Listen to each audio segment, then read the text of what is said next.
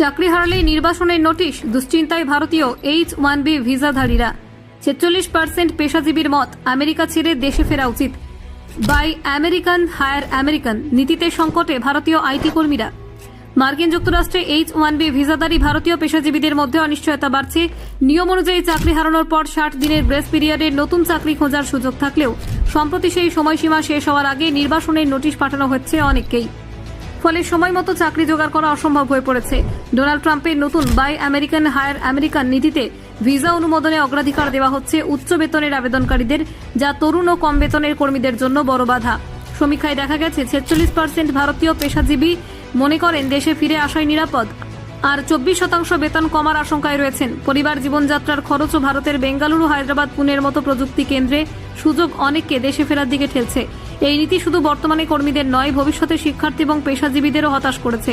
মাত্র 35% ভারতীয়ই এখন আমেরিকায় কাজে আগ্রহ দেখাচ্ছেন। আপনারা দেখছেন বলছে বাংলা।